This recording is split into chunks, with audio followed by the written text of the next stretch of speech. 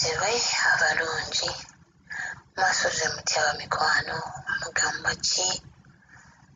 It's been a while nga tetuwuliziganya naye olw'ekisa kya Mukama tugenda kuddamu nate tuwuliziganye naye nga kansuubire nti obulamu bweyagala. Manyi buyinza okuba tebweyagala kikumi ku kinnaakyo naye twebaza Mukama nti obulamu akyatuwadde kitegeeza n'ebirala abikolako. Mukama waffe omulungi yeebazibwe. Twasembayo ennaku z'omwezi zaali 9, omwezi guno gwennyini gwe tukyalimu gwe tutuuse wakati olunaku olwaleero. Morning Glory yaffe twali tusaba, twaleka tusabye Omwoyo Omutukuvu nga tumukwasizza obumwa bwaffe atuyigirize ebyokwogera ate atuyigirize n'okukola ki n'okwogera si weewaawo. Katusooke tusabe. Omutukuvu Yesu tukwebaza kubanga tuli balamu enkya leero olw'ekisa kyo n'omukono gwo ogutayimpawadde eri bulamu bwaffe. Jangu otusomese nze nvaawo naye ebyo by'okuteesezza ebigenda okutusumula n'okutuwonya by'oba oteeka ku lulimi lwange enkya leero kubwa Yesu Kristo mwana wa Katonda omulamu. Amiina. Olunaku olwaleero Morning Glory yaffe egenda kuva mu kitabo ekya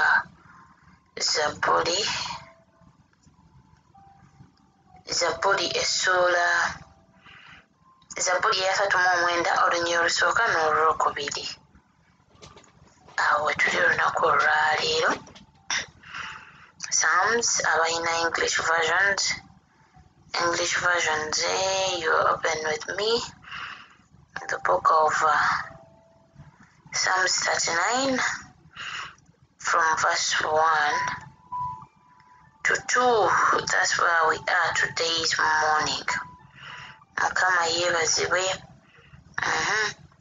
Owooluganda agambye bw'ati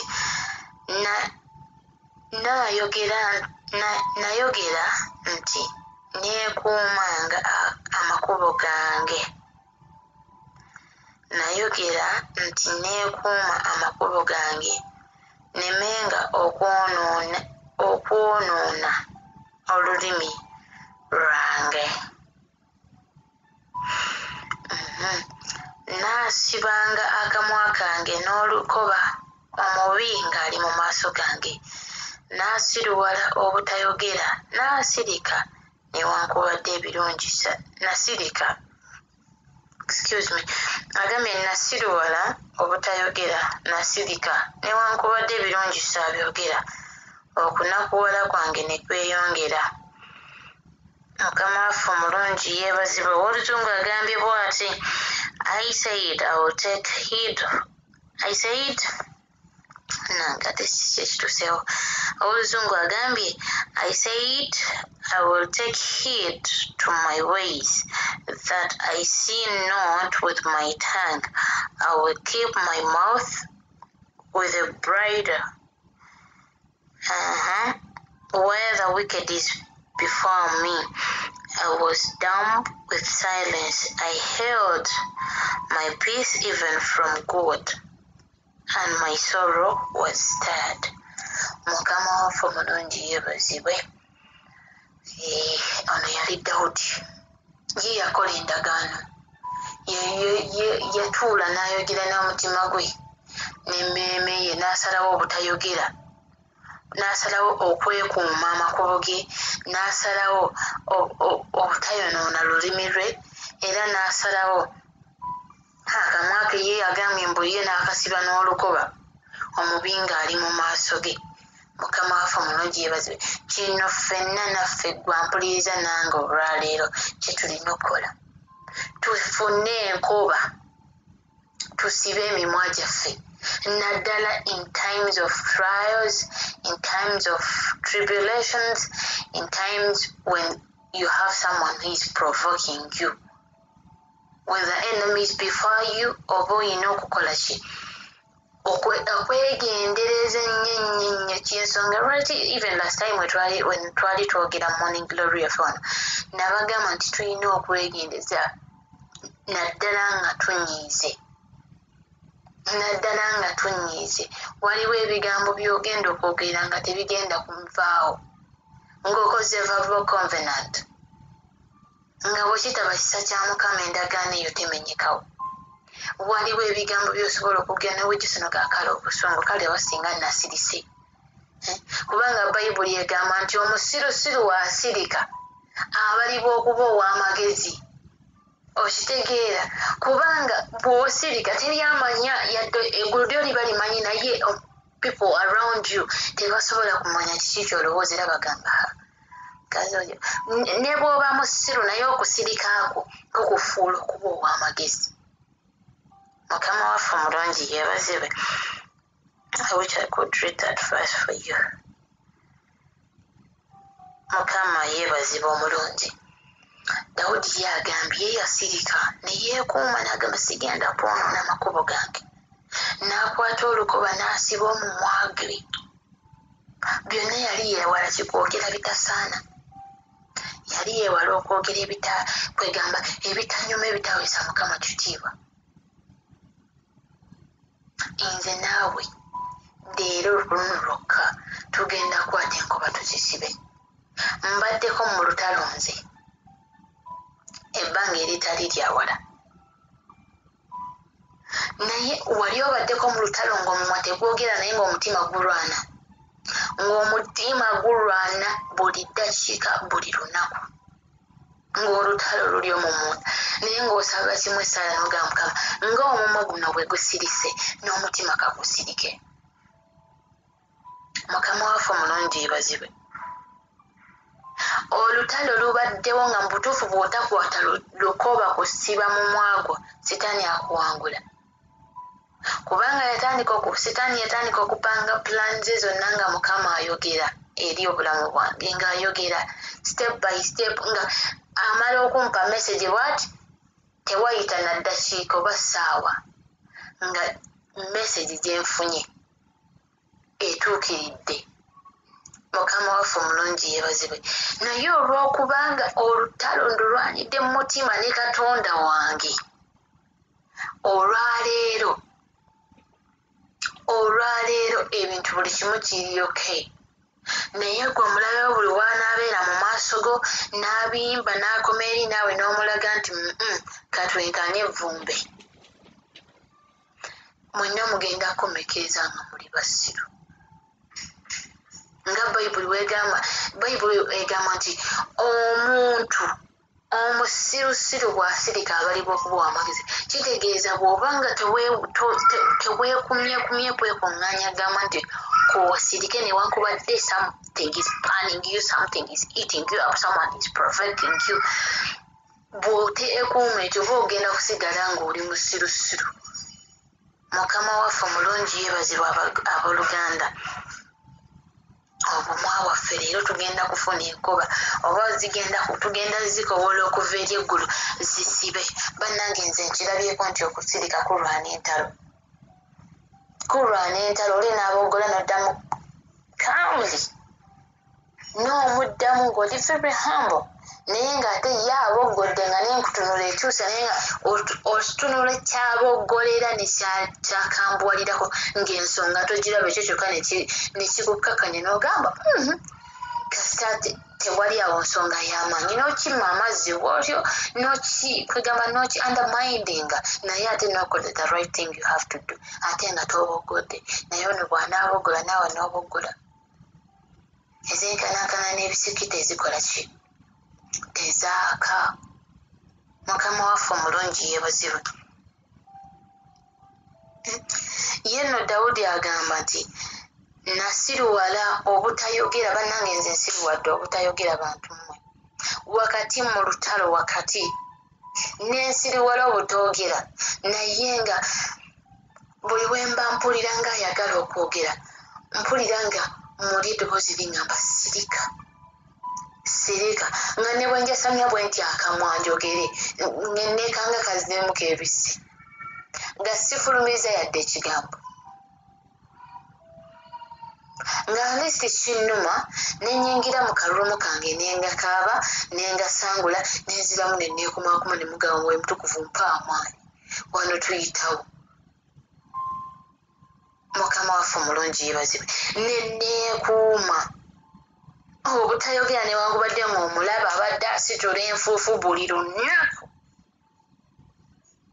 ng'omuliro gwongera kutumbuka. Naye Katonda ono asala ogw'ensonga, Katonda ono atalya nguzi, Katonda ono kwegamba atunudde nagamba naye kati ddala ekikyamu kyekirwa nga tewali.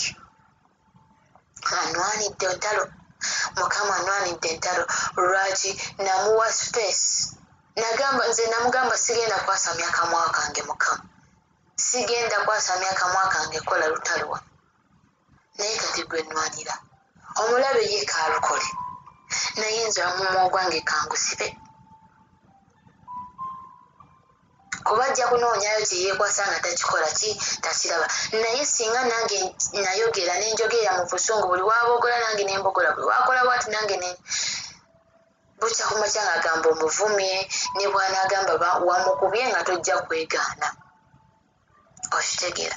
Naye okusirika kunnwanidde, Katonda wange annwanidde olw'okubanga neekuumye neŋŋamba sigenda kwonoona n'olulimi lwange. Mukama waffe omulungi yeebazibwe. Mulokole mukristaayo gwa mpuliriza entya ya leero. Okusirika tekitegeeza nti tomanyi. Okusirika tekitegeeza nti oli musiru. Okusirika tekitegeeza nti tosobola kwogera oba tolina kyakwogera. Naye si buli wamu nti olina okwogera, si buli mbeera yonna nti olina okugyogereramu. Waliwo by'olina okutunuulira osirike obirabe naye obeere nga atabirabye. Bakolinso 3:18 atugamba ki? Nti tusooke tukole ki? Tusooke agamba tukole tutya? Tusirwale eri ensi, tulyoke tubalibwe okuba abaki? Ab'amagezi. Mukama waffe omulungi yeebazibwe. Bannange teri kirimanga muntu okukyokooza ng'osirise bukera omaze n'agamba naye onoomu omuntu gwendiko ye nga si byaliko. Yali abimbye ng'akomeyo mubire agenda yekkakkanya mpolampola. Nkirabyeko kino. Balokole tuyige okusirika, tukwate enkoba zino nga Dawudi lwe yakwata n'asiba olulimi lwe, n'asiba akamwa ke. Naffe tusibe obwaffe, tusibe obwaffe. Okusirika tekitegeeza nti omusango gukusinga, no. Waliyo oli ali invisible asala omusango gw'ensonga, atuddeyo waggulu ku Namulondo yenna atunula n'agamba olutalo luno bwe luli naye gwe balukolako talina musango. Mukama waffe omulungi yeebaze. Olaba n'amayembe gennyini. Era nawulirako wano omusajja yali musamize nga baali bamuyita Ssaabasamize, naye neebaza Mukama yalokoka. Naye yali awa obujulizi bwe n'agamba nti amayembe gali nago gakola ki? Gasala nsonga, tegasala musango nga omuntu talina kyakoze. Eyo mu nsi ya Setaani naye bakolerayo ebituufu ne bagala naye omukazi oyo ddala mutuufu ayagala okukola munne kino, naye oli gw'ayagala kikola talina musango. Naye ate olwo Katonda waffe yasobola okulaba omwana we n'osirika olutalo ne lubaluka naye ng'osirise toluseesezzaamu n'ogamba nti tayimuke kulwanirira, tekisoboka. Mukama waffe omulungi yeebazibwe. Naye ate nkyenjagala ffe tubeere kubeera nga Yobu, okunakuwala kwaffe kuleme okweyongera obweyongezi. Tusibe emimwa zaffe enkoba, naye Katonda waffe atwogerere, tuddemu essuubi n'amaanyi nti olutalo kituufu bwe luli naye tuli bawanguzi. Mukama waffe omulungi yeebazibwe.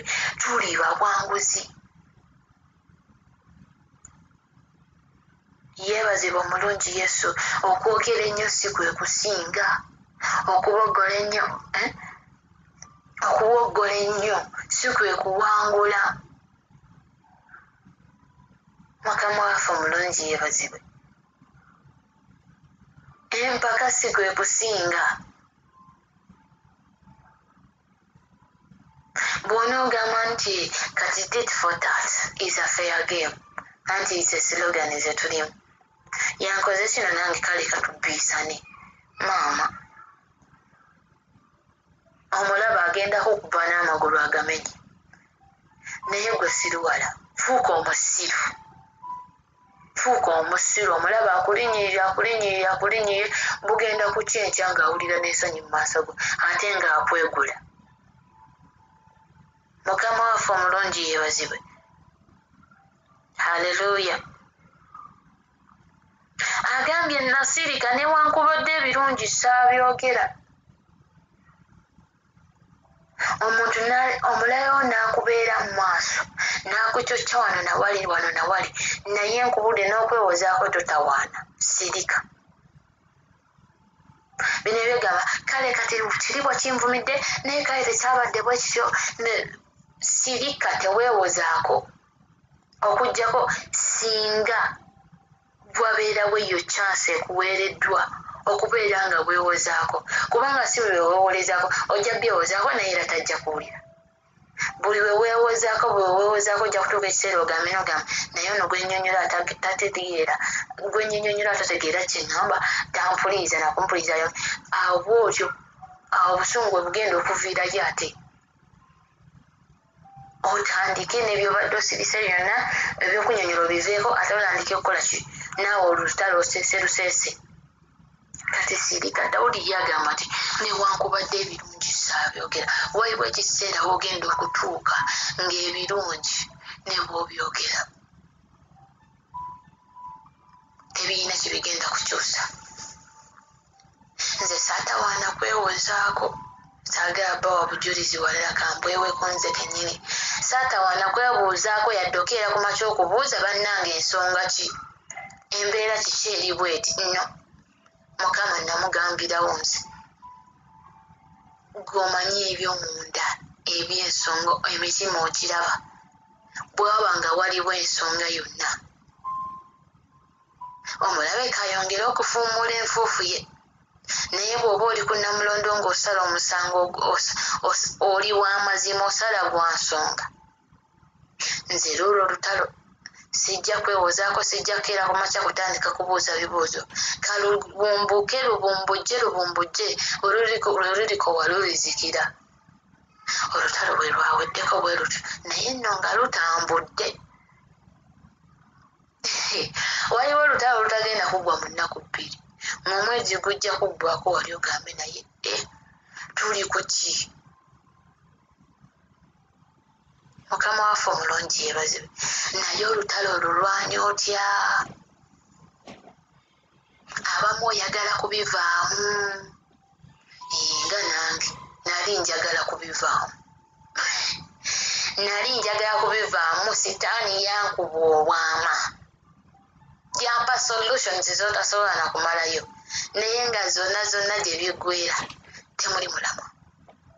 Naye nasalawo ne ngamba kazikome mu mutima sijja kwogerayo yadde n'ekyo sitaani actually lwakyalunye mugamba buli ky'oŋŋamba excuse me ne mugamba buli ky'oŋŋamba gwe sitaani kimwegambire buli ky'owulira ky'oyagala mugambe kimwegambire nga naye njogera naye nga mmanyi omulabe gwe mbuulira yawulira ansonseko ebigambo by'ayagala okunsuula. Mukama waffe omulungi yeebazibwe. Haleluya. Tugenda kusiba obumwa bwaffe enkoba tusirike mu maaso g'abalabe baffe. Omwoyo omutukuvu agenda tuwolereza omwoyo wa Mukama agenda tulwanirira tetumegana na mubiri na musaayi. Mukama waffe omulungi yeebazibwe. Entalo si zaffe za Mukama naye ate obuwanguzi bwaffe. Buli woolaga Mukama nti osobola okwerwanira abamu okozesa bikolwa abalala okozesa kamwako nga yadda ku bbali ng'agamba kale mwabike. Bw'oba owulira osobola okwerwanira mwabike nga ye yeesirikira nanti mu mwoyo wa Mukama ye taakole ki taguluba naffe kasita ye akulaga the right way to go gwe n'omulaba nga akugamba ebitategeerekeka ng'agamba why keep going ng'akuleka ng'ogoberera obukakanyavu bw'omutima gwo bwe bamala okukuba ne bikunoga ng'odda ate munange ye abeerawo buli ssaawa mukwano gaffe omwoyo mutukuvu oli ekisa kyalina nze simanyi abaana b'ennambole baayimba akayimba nti ku buyinza bw'alina mukama singa bwali bwaweebwa mwana wa muntu singa yatugjawo dda naye naawe otuula n'ogamba naye singa mbadde nina obuyinza ekintu kino nandikikoze bwe nti naye just imagine ng'okedde ku makya bakwasiza obuyinza katonda bw'alina oba ogenda kulekawo bameka ku nsi kuno anti abbi oyagala omuttirewo ayenze oyagala omuttirewo teri kusonyiwa mukama waffe omulungi yeebazibwe naye dawudi agambye nti nasirika obutayogera nasirika newankubadde ebirungi saabyogera ng'omulabe waali mu maaso wayibu byogenda okubeera nga n'ebirungi byogera omala budde naye ng'ate bw'osirika byokoma okusirika omuntu n'abogola wamala okubogola n'asirikira n'agamba naye kati ekimbogozeza ki mpolampola agenda yeebuulirira mukama waffe omulungi yeebazibwe okutuusa mpozi nga mmaze okutereera ne mutuula ne mwogera ng'abantu ng'ate eri embeera tekyaliwo mukama waffe omulungi yeebazibwe agambye nayogera nti neekuumanga amakubo gange nemenga okwonoona olulimi lwange nasibanga akamwa kange n'olukoba omubi ng'ali mu maaso gange mulokole gwe mukusaayo gwampuliriza olwaleero mirundi emeka gy'osibye ku mumwagwo kale bw'oba obadde ogibala kati tugenda kusibira ddala forever nga teri kugisumulula omubi kabimbe kabinuka amasejjere kakomewa ajja kukkakana kubanga bayibuli etugamba nti ye setaani asitula nfuufu naye tulina katonda asitula ki omutindo yeebazibwa omulungi yesu wanje nze kati nasiriwala nina ebintu bye nasiriwalamu byeŋŋamba nti kino kyo era nsaba mukama nyongera ekisa n'ebisigaddeyo byonna ebibadde bikyampangula nsiruwalire ddala